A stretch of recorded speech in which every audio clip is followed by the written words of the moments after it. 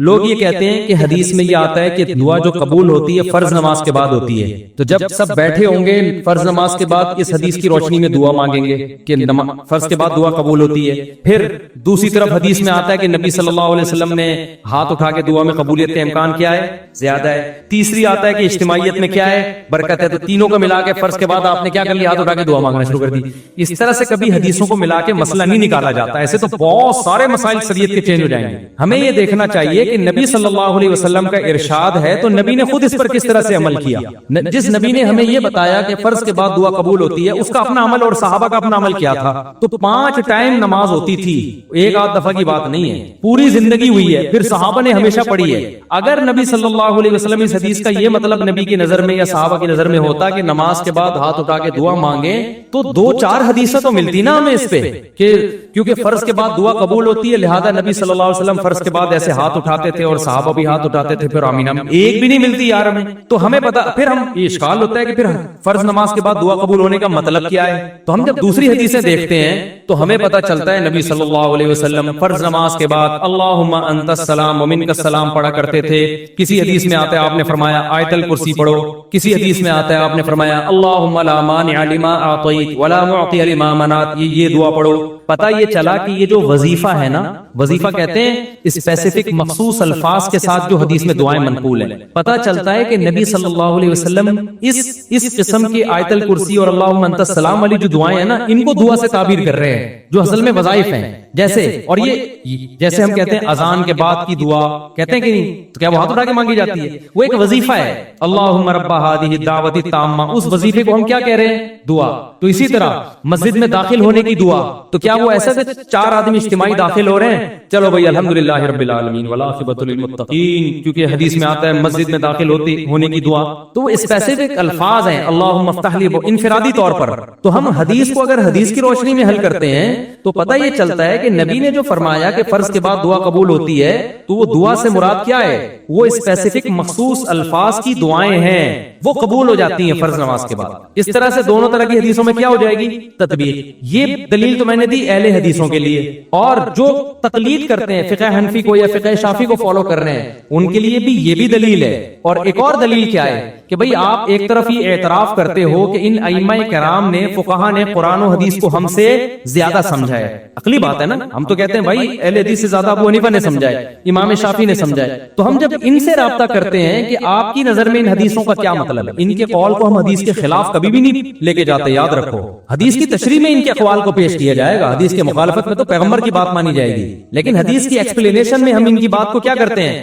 آج کے اسکالرز کی رائے پر ہم ان کو کیا کرتے ہیں؟ ترجیح دیتے ہیں۔ تو ان اسکالر سے اگر پوچھا جائے تو ان چاروں فقہ کی کتابیں جن پہ صدیوں سے فتویٰ دیا جاتا رہا ہے، کوئی ایک جزیہ ایک عربی عبارت بھی ہمیں نہیں ملتی جس میں آتا ہو کہ امام کو چاہیے کہ وہ سلام پھیرے، مقتدیوں کی طرف رخ کر کے ہاتھ اٹھا کے دعا مانگے۔ وہ حالانکہ فقہ کی کتابوں میں بہت باریک باریک جزیات بھی ہوتے ہیں، بہت معمولی سی چیزیں بھی ہائی لائٹ کی ہوتی ہیں انہوں نے۔ تو صدیوں تک یہ سارے فقہا کیوں خاموش رہ گئے ایک ایسی چیز سے جو دن میں ایک دفعہ نہیں بلکہ کتنی دفعہ ہو رہی ہے؟ 5 دفعہ ہو رہی ہے۔ تو یہ بہت بڑا سوال ہے۔ اب جب دیوبندیوں سے بات کرو تو ان کے پاس سوائے علماء دیوبند کے حوالے کے کچھ ہوتا نہیں ہے۔ ہم ان سے کہتے ہیں بھائی علماء دیوبند نے اب کے علماء دیوبند کے آپ حوالے دے رہے ہیں نا، جب علماء دیوبند کوئی بات کریں گے تو ان پر بھی تو لازم ہوگا کہ وہ دلیل پیش کریں۔ انہوں نے دلیل کیا دی ہے تو وہ جواب میں کہتے ہیں ہم علماء دیوبند کے مقلد ہیں۔ بھائی تقلید ہم صرف مجتہدین کی کرتے ہیں اور کسی کی تقلید نہیں کرتے، وہ بھی اس لیے کرتے ہیں کہ ان کے پاس علم ہم سے زیادہ تھا۔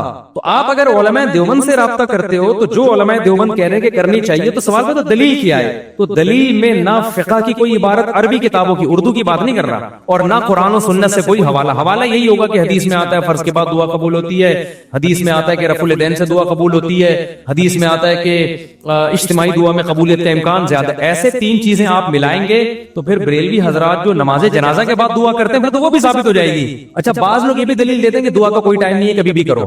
بریلوی حضرات یہی تو کہتے ہیں مگر جنازہ کے بعد دعا کریں تو دعا کا کوئی ٹائم نہیں، کبھی بھی کرو۔ ہم کیا کہتے ہیں بھائی نبی نے جنازہ ہی کو دعا قرار دیا ہے، بس اس کے بعد دعا نہیں ہوگی۔ تو وہی دلیل ہم فرض نماز کے بعد دے رہے ہو، تو کوئی ٹائم نہیں ہے، جب چاہے کر لو، تو پھر کبھی کر لو نا۔ ہمیشہ کنٹینیو کرنا اس کی علامت ہے کہ آپ اس عمل کو کیا سمجھتے ہیں سنت. بعض لوگ کہتے ہیں ہم ضروری سمجھ کے نہیں کرتے. بھائی اتنا ضروری سمجھا جاتا ہے کہ امام نہ کرے نا اس کو امامت سے ہاتھ دھونے پڑتے ہیں. اور دوسری بات یہ کہ علماء دیوبند کا یہ متفقہ فیصلہ بھی نہیں ہے. میں علماء دیوبند کی توہین نہیں کر رہا کہ یہ کہہ کے کہ ان کے پاس دلیل نہیں ہے. یہ توہین جب ہوتی جب سارے علماء دیوبند کا یہ فیصلہ ہوتا. علماء دیوبند میں جو چوٹی کے علماء ہیں وہ اس کے قائل نہیں ہے. حضرت مفتی محمد شفیع صاحب جو مفتی تقی عثمانی صاحب کے استاذ ہیں وہ کوئی علماء دیوبند کے معمولی عالم نہیں تھے. ان کا پورا رسالہ ہے اس پر کہ فرائض کے بعد یہ جو دعا کا ہمارے ہاں رواج ہے یہ ثابت نہیں ہے. مفتی رشید احمد صاحب رحمۃ اللہ علیہ کا اصل بتائیں پورا اس پہ تفصیلی رسالہ ہے. ابھی ریسنٹلی حضرت مولانا منظور منگل صاحب کا بھی اس پہ بیان آیا ہے. انہوں نے بھی کہا کہ یہ ثابت نہیں ہے اور جنہوں نے اس پہ رسالہ لکھا ہے وہ کوئی دلیل ان کے پاس ہے نہیں. تو یہ ہندوستان پاکستان کی ایک رسم ہے.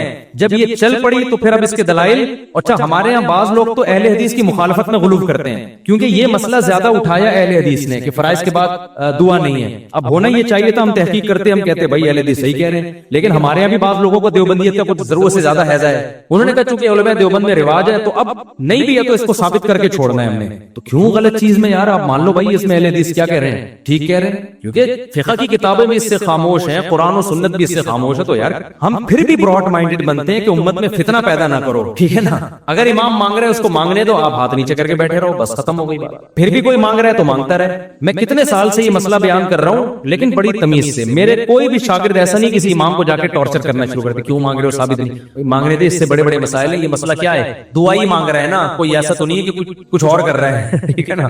تو اور پھر عامی آدمی کے لیے تو مفتی کا جو ماہر مفتی ہے اس کا قول ہی حجت ہوتا ہے. اس کو آپ بیچارے کو وہ بھی مولوی صاحب کوئی دلیل پیش کر دیں وہ کہاں جائے گا. تو بھائی بڑے بڑے مسائل دنیا میں چھوٹے چھوٹے کیا ہے ان کو پی جاؤ. تو اس لیے میں یہ چھیڑتا نہیں ہوں لیکن اب چھیڑ دیا تو اس لیے میں چھڑ گیا ہوں تھوڑا سا. ورنہ بہت دفعہ یہ پرچیاں آتی میں جواب نہیں دیتا کیونکہ مسجدوں میں ہو رہی ہیں دعائیں. مفتی محمد شفیع صاحب رحمۃ اللہ نے بھی لکھا ہے پورا رسالہ کہ ثابت نہیں ہے. آخر میں لکھا ہے کہ کسی مسجد میں بہت عرصے سے معمول چلا آ رہا ہو تو ایک دم نہ چھڑوائیں اور فتنے کا اندیشہ ہو تو خاموش ہی رہیں کیونکہ مسجدوں میں لڑائیاں لڑوانا یہ بھی قرآن و حدیث سے ثابت نہیں. اجتماعی دعا اس کو چھڑوانے کے لیے پھٹے شروع کر دو تو بارش سے بھاگا پرنالے کے نیچے کھڑا ہو گیا. وہی مثال ہو جائے گی. ایک آدمی نے زنا کیا حمل ٹھہر گیا بچہ ہوا تو پکڑا گیا. عورت کو پوچھا تو شادی شدہ ہے نہیں یہ بچہ کہاں سے. اس نے فلاں سے زنا کیا تھا حمل ٹھہرا تھا. لوگوں نے اس کو پکڑ کے مارا تو اس کے دوستوں نے کہا کمبخت جب تو زنا کر رہا تھا تو حمل روک لیتا.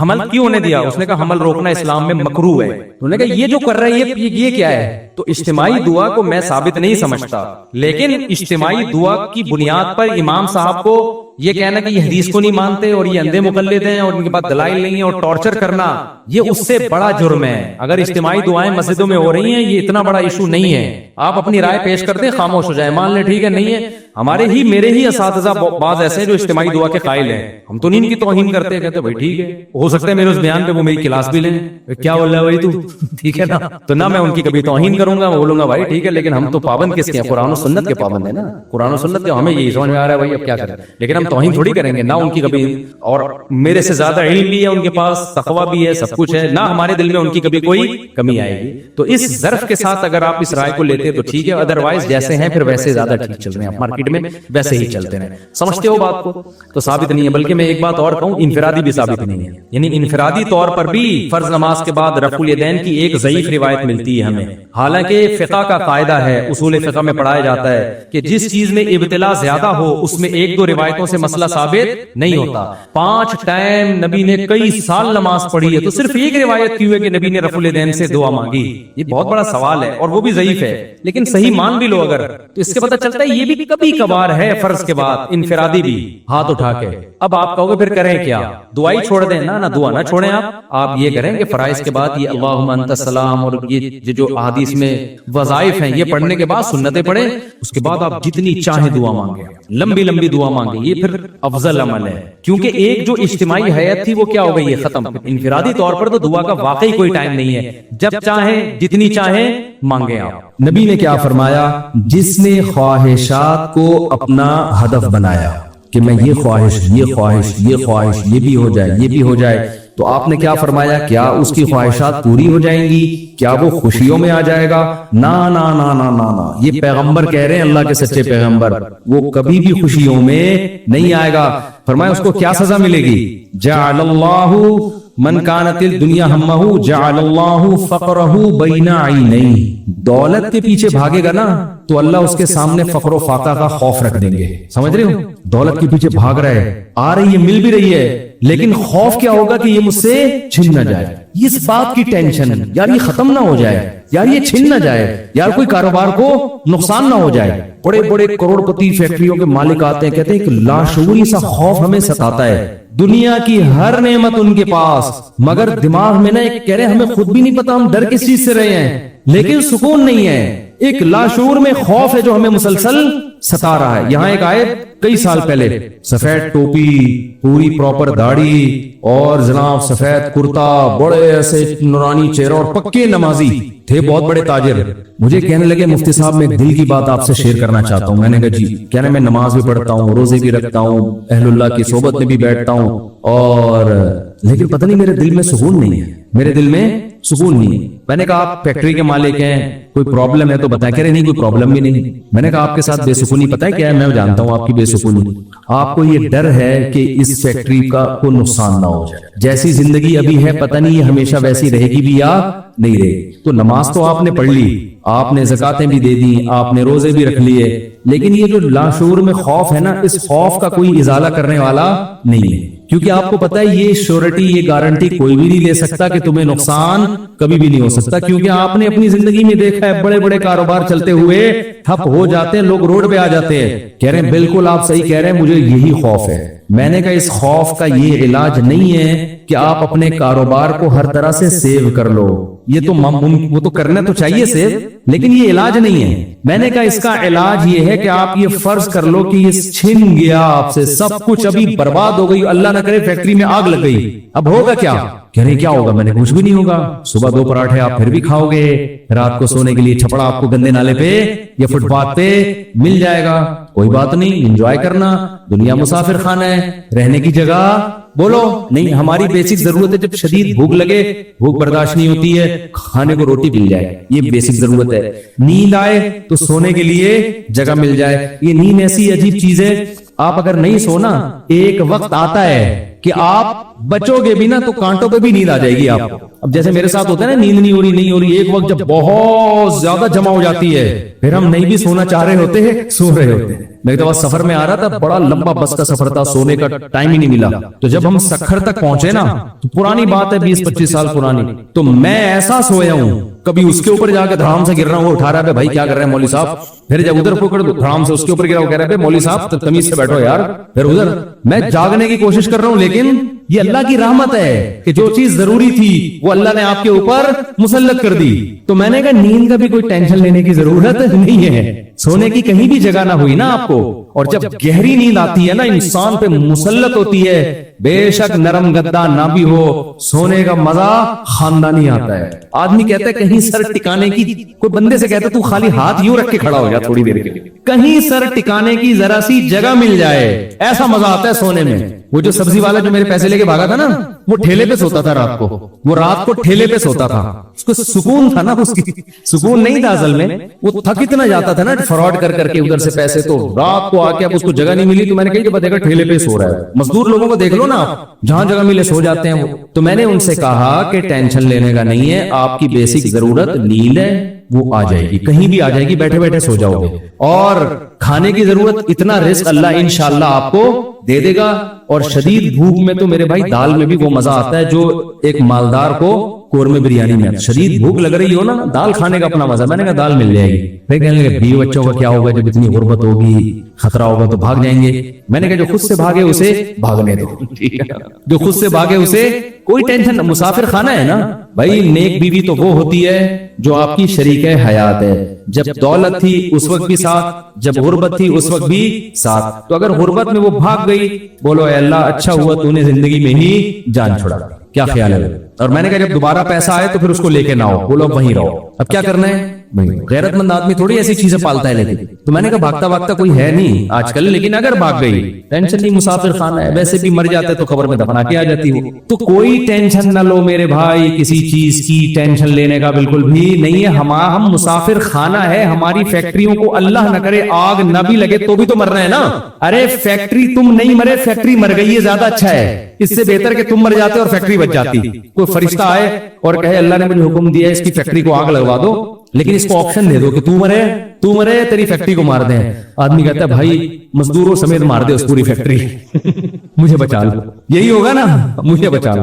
तो उनको थोड़ा सुकून है। मैंने कहा आपका मसला ये है कि आप नमाज पढ़ते हैं, उलमा के पास ही बैठते हैं, मगर आपने दिल में दुनिया की मोहब्बत के कटर उबल रहे हैं आप। हमारे हजरत फरमाया करते थे बहुत से लोग ऐसे हैं, बड़ी बड़ी दाढ़ियां, तहज्जुद गुजार और जनाब बड़े हर बात पे दुरूद शरीफ, लेकिन दिल में दुनिया की मोहब्बत के गटर पाले उबल रहे हैं। ये ऐसे जैसे अल्लाह की मोहब्बत के चश्मे उबलते हैं ना, तो दुनिया की मोहब्बत के चश्मे नहीं उबलते, गंदगी के गटर हैं जो उबलते हैं। कहते हैं इनके दिल में गंदगी नहीं है, गंदगी के दुनिया की मोहब्बत की जो एक गटर है ना, गटर, वो गटर उबल रहे हैं। जिसको ये मिसाल समझ में ना आती हो, बारिशों में हमारी गली को आके देख लिया करे गटर कैसे उबलते हैं, तो वो पता चल जाएगा कि ये है जो गंद निकला हुआ। इस गंद को निकालो। क्या कहा पैगंबर ने हूद अलैहिस्सलाम ने अपनी कौम से, सालेह अलैहिस्सलाम ने अपनी कौम से, तत्तखिदूना मसानिअ लअल्लकुम तखलुदून, ऐ मेरी कौम तुम घर इतने मजबूत बनाते हो जैसे तुमने हमेशा रहना है, इतना पैसा इन दीवारों में क्यों फूंक रहे हो? हालांकि वो हलाल पैसों से घर बना रहे थे भाई, हराम से थोड़ी बना रहे थे, हराम से नहीं बना रहे। फिर भी पैगंबर एतराज कर रहे हैं कि मौत को भूल गए हो तुम। इतना सरिया बुनियादों में डाला जा रहा है, लोग बता रहे थे हमने ये सरिया डाला। मैं कहता हूं अपनी हड्डियों में तो कैल्शियम है नहीं तुम्हारे, पहले अपनी हड्डियों में सरिया डालो भाई। हड्डियां बोसीदा हो रही हैं, खोखली हो रही हैं, और मकान की मजबूती पे इंसान फख्र कर रहा है, तो निकालो इस गटर को, ऐसे झटक दो। हमारे हजरत एक जिक्र बताया करते थे कि रात को ना तन्हाई में बैठ के ये जिक्र किया करे। ये जिक्र हदीस से साबित नहीं है, सिर्फ ट्रेनिंग के लिए है, ट्रेनिंग के लिए, अपनी इस्लाह के लिए, इसलिए इसको सुनना समझना जायज नहीं है। वो जिक्र करवाते थे, बहुत से अकाबिर करवाते हैं ये कि ला इलाहा इल्लल्लाह। ला इलाहा में क्या करना है? गर्दन यहां लेके जानी है। ला इलाहा कोई माबूद नहीं, ये तसव्वुर कर रहे हैं दिल से अल्लाह के अलावा सब चीजें निकल रही, निकाल के बाहर फेंक रहा हूं। इस तसव्वुर का ना बड़ा असर पड़ता है दिल के ऊपर। ला इलाहा सब निकाल के, बहरिया टाउन निकालो सबसे पहले इसमें।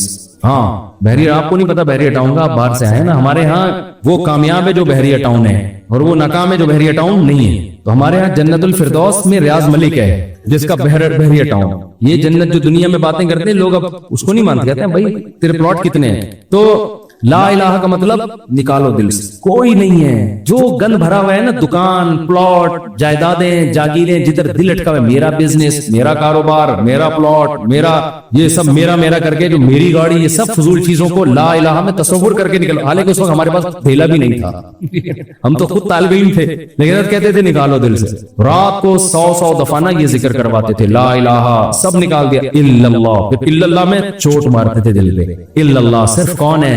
अल्लाह है। तो अला कुल्लु मा खलल्लाह बातिल, हदीस में आते हैं अल्लाह के अलावा सब बातिल है। इसका हम आज की जबान में तर्जमा करेंगे, अल्लाह के अलावा सब बकवास।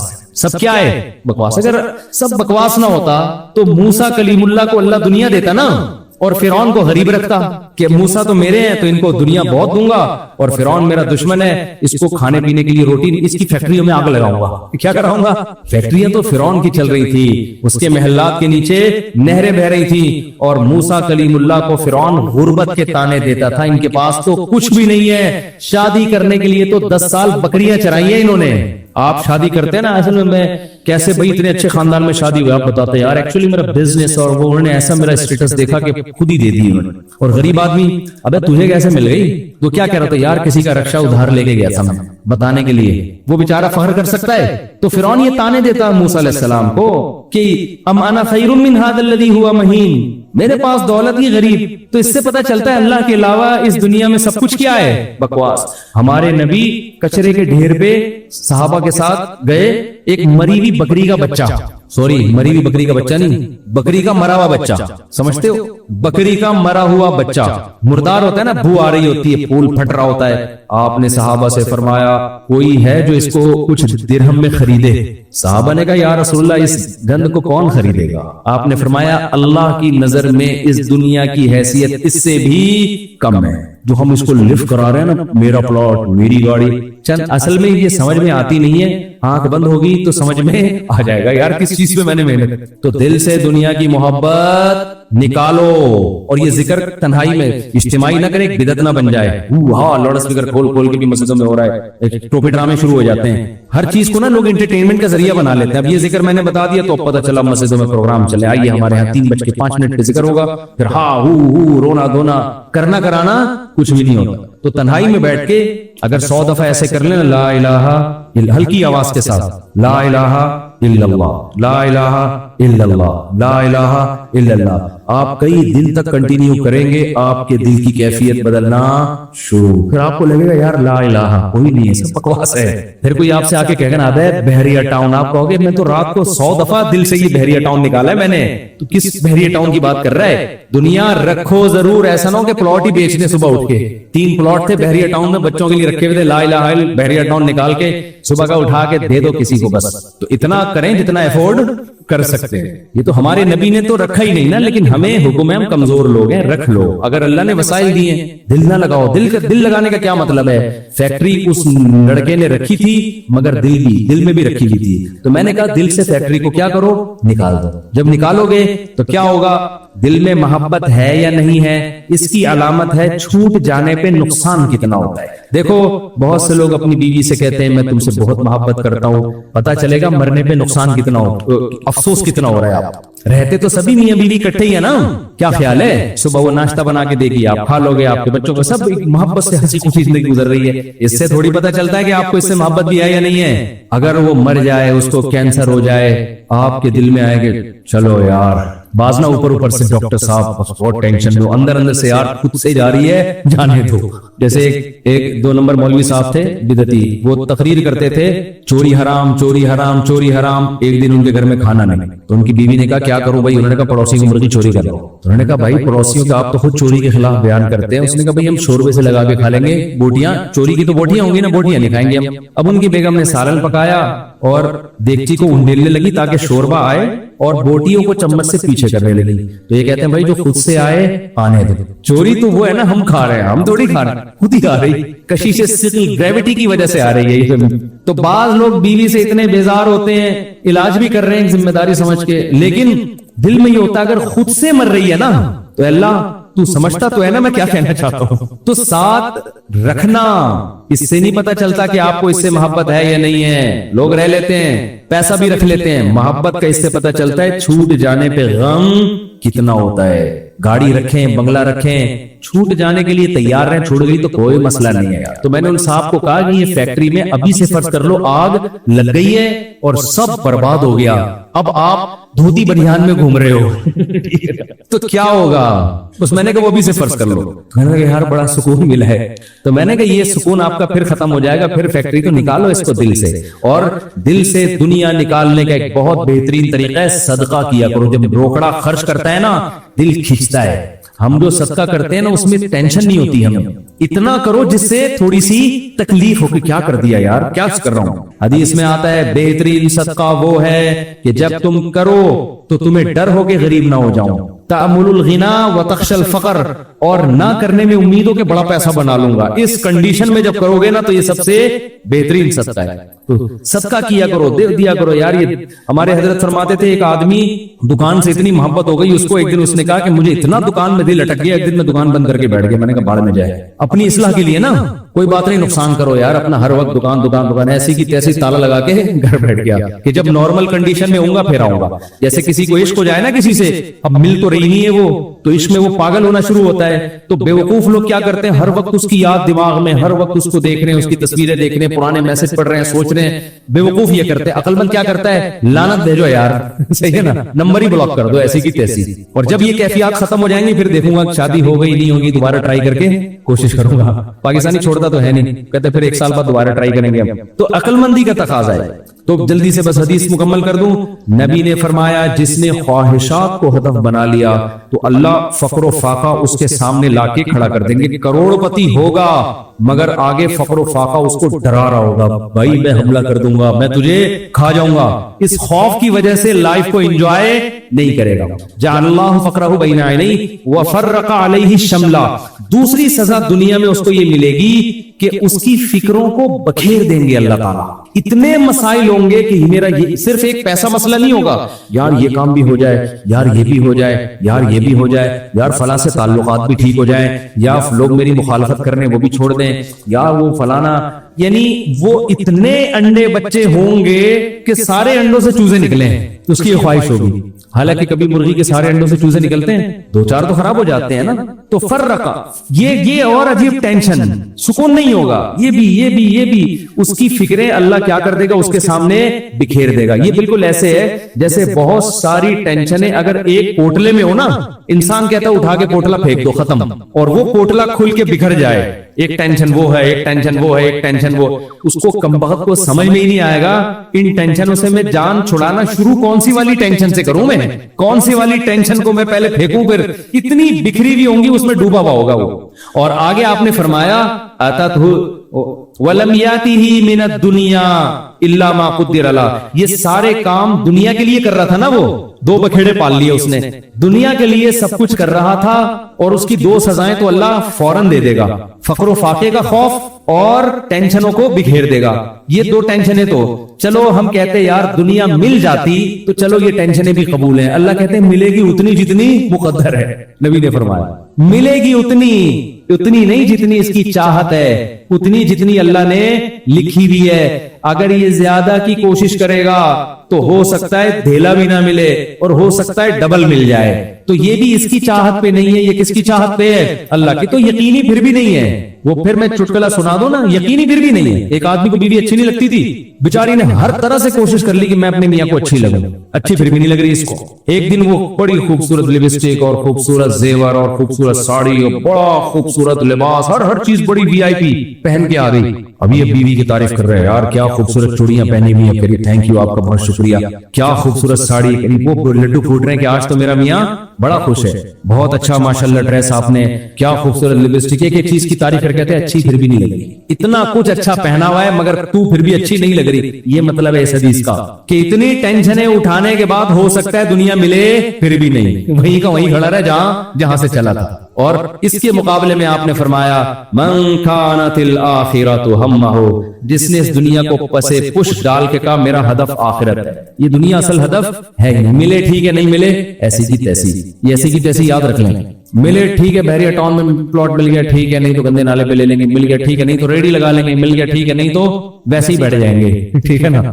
یہ جس کا یہ خوف, اور اصل کیا ہے آخرت, مجھ سے گناہ نہ ہو جائے کوئی, اگر ہو جائے تو جلدی سے توبہ کر کے اللہ کو مناؤ. آپ نے فرمایا جس نے آخرت کو ہدف بنا لیا, جنت تو بعد میں ملے گی, کچھ انعامات دنیا میں ملنا شروع ہو جائیں گے. پہلا انعام جعل اللہ شملہ جمع لہ من کانت الآخرۃ ہمہ جعل اللہ غناہ فی قلبی. اس کو فقر و فاقہ کا خوف تھا نا, فرمایا اس کے دل میں اللہ غنا, اس کے دل کو مالدار بنا دے گا. اس کو ایسا لگے گا یار جتنی میری ضرورت نہیں ہے اللہ نے رزق کی بالٹیاں میرے اوپر اڑیل دی ہیں. میری ضرورت صبح 2 روٹی کی ہے اور روٹی کے بجائے اللہ پراٹھے کھلا رہا ہے. عجیب بات ہے یا نہیں ہے؟ میری ضرورت تھی صرف چائے پراٹھا مل جائے اور اللہ مجھے انڈے بھی کھلا رہا ہے.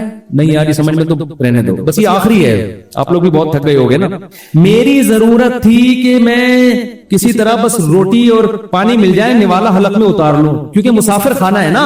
ارے بس میں سفر کر رہے ہو, ٹرین میں سفر کر رہے ہو, شدید بھوک لگ رہی ہے, آدمی کہتا ہے یار 2 نوالے کہیں اسٹیشن سے خرید کے لے آگے پھپھو کا گھر آنے والا ہے پشاور میں, چاچو کا گھر آنے والا ہے, تو مزے ہی مزے بکرے رکھے ہوئے وہاں پہ. سفر کی ٹینشن تھوڑی لے گا, پھر کیوں لے گا ٹینشن. وہ لوگ کہتے ہیں یہ سیٹ سفر میں تجھے جو ہے نا ٹرین میں بڑی بہترین سیٹ ملی لیکن تیری نہیں ہے, یہ تجھے چھوڑنی پڑے گی. آدمی کا کیا مسئلہ ہے یار, میری ہو وسیم بھائی کی ہو, مجھے تو بیٹھنے سے مطلب ہے.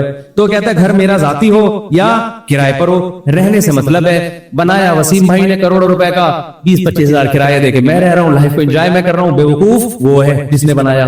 سمجھ میں آ رہی ہے کہ نہیں آ رہی؟ یار تمہارے پاس اپنی گاڑی نہیں, تم ٹیکسیوں میں جاتے, کوئی بات نہیں یار, ٹیکسی خریدی اس نے, میں 500 روپے دے کے سفر میں کر رہا ہوں. تو میری ضرورت تو نہیں تھی. لوگوں تو پیدل سفر کیے ہیں اتنے لمبے لمبے. موسیٰ علیہ السلام تو مصر سے مدین پیدل گئے ہیں, اور ہم یہاں سے صدر پیدل نہیں جا سکتے.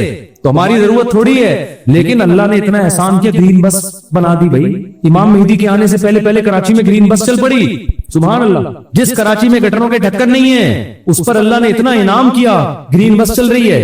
اور کچھ لوگ تو ہمارے ایسے ہیں 50 روپے دیکھ کر صبح سے لے کے رات تک ایئر کنڈیشن کے چکر میں بیٹھ گئے وہ کہ گھر میں گرمی لگ رہی ہے تو 50 روپے دو اور اے سی میں لائف کو کیا کرو انجوائے کرو. ایسے بھی لوگ ہیں. وہ سنا ہے پھر انہوں نے کوئی قانون چینج کیا. شروع میں ایسا آیا تھا کہ 50 روپے تو بیٹھے رہو کوئی نہیں پوچھے گا, تو لوگ صبح فجر کے بعد جا کے بیٹھ گئے کھانا وانا لے کے, رات کو اتر کے گھر آ گئے. انہوں نے کہا سارا دن آج ٹھنڈک میں ہم نے گزارا ہے. ٹھیک ہے نا. تو نبی نے فرمایا جعل اللہ غناہ فی قلبی, اللہ اس کے دل میں غنا. تبھی تو میں نے بعض غریبوں کو بڑی پرسکون لائف میں دیکھا ہے. ایک غریب کے 10-15 بچے تھے, میاں بیوی اور پھر ماں باپ بھی اسی کے ساتھ, اور وہ موسمبیاں بیچتا تھا ٹھیلے پہ. میں نے کہا یار کیسے اس موسمبی میں کھلا لیتے ہو سب کو. کہہ رہے یار اللہ کا دیا بڑا فضل ہے, صبح کھانا بھی پکتا ہے, آٹا بھی, دوپہر کا کھانا بھی, رات کا کھانا بھی اسی میں کھاتے ہیں, رات کو سوتے ہیں. اللہ کا فضل ہے, کرایہ بھی نکل آتا ہے گھر کا. میں نے کہا یہ دیکھو ایک وہ فیکٹری والا ہے جو کہہ رہے لاشعور میں کیا ہے, مجھے خوف ہے. خوف کیوں؟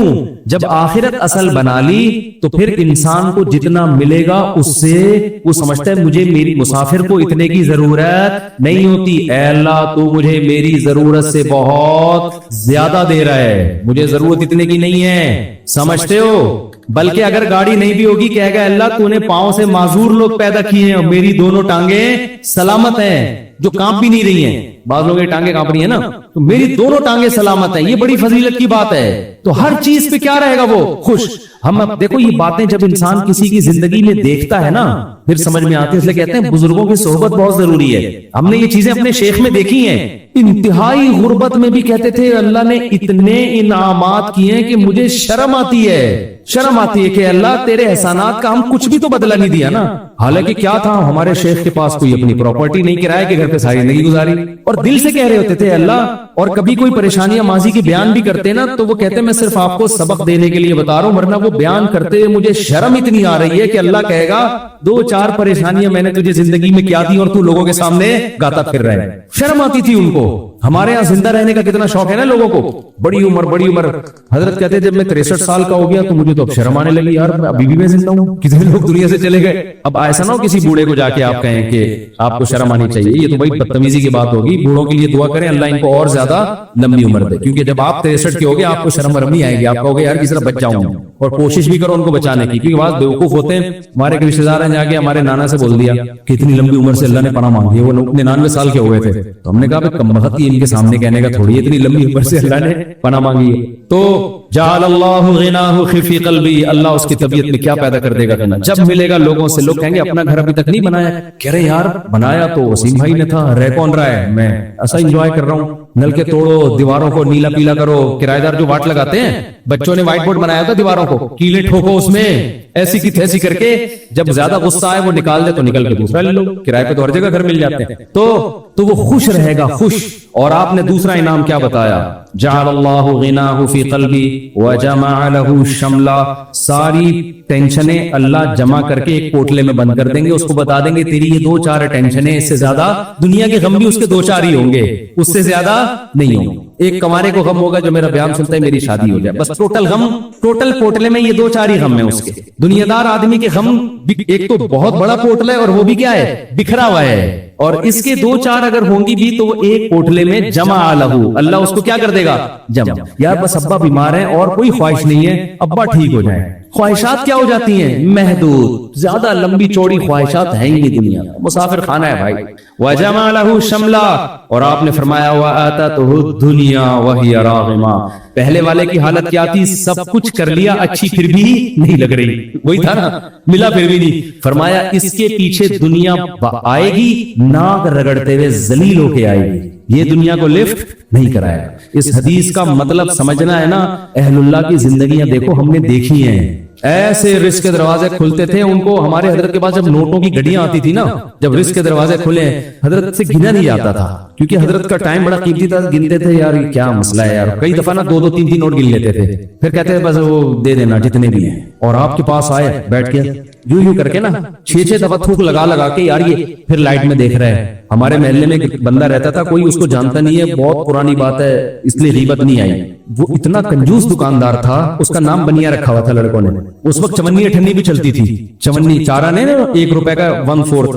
ہمیں یاد ہے ہم کوئی چیز خریدنے آتے نا چمنی, تو چارہ نے کو نا یوں کر کے دیکھ رہا ہوتا تھا, کس نقلی تو نہیں, ابے چارہ نے کہاں سے کوئی نقلی چھاپے گا یار, اتنا دیکھ رہا ہوتا تھا یوں کر کے نا اس کو. اس کا نام لڑکوں نے رکھ دیا تھا بنیا, ٹھیک ہے نا. تو ایسا دل میں ہوس, ایسی ہوس, گن رہے ہیں بیٹھ بیٹھ کے بار بار. تو ہم نے دیکھا ہے, تو نبی نے فرمایا آتا تو دنیا, دنیا اس کے پاس آئے گی, اور یہ استغنا کے ساتھ, وہی راغمہ, یہ دنیا کے پیچھے ناک نہیں رگڑے گا, دنیا اس کے پیچھے ناک رگڑے گی, ذلیل ہو کے آئے گی اس کے پاس, اور یہ لفٹ نہیں کرائے گا, محبت نہیں دے گا اس کو, اکرام تو کر لے گا, عزت تو دے دے گا کہ بھئی آ رہی ہے آنے دو, محبت نہیں کرے گا اس سے. وہ بھائی ہم فانا چیزوں سے دل نہیں لگاتے, پلاٹ مل گیا بحریہ ٹاؤن میں, اچھی بات ہے ماشاءاللہ, نہیں ملا کوئی بات نہیں, اور مل گیا زیادہ تھوڑی دل لگانا ہے اس کو لفٹ تھوڑی کرانی ہے زیادہ, ہر وقت اسی کو, آپ کو پتہ ہے میرے 3 پلاٹ ہیں بحریہ ٹاؤن میں, آپ کو پتہ ہے میرا گھر بن گیا ہے, آپ کو پتہ ہے یہ ہے, آپ کو پتہ ہے وہ ہے, ہر وقت پاگلوں کی طرح چیخ رہے ہوتے ہیں. تو اس لیے دل کا سکون چاہتے ہو تو اس دنیا کو دل سے جھٹک کے نکالو, ایسی کی تیسی, صحیح ہے. اور ہدف کس کو بناؤ؟ آخرت, اور اس میں یہی ہے گناہوں سے بچو بھائی. اللہ تعالی ہم سب کو سمجھنے کی, عمل کرنے کی توفیق عطا فرمائے.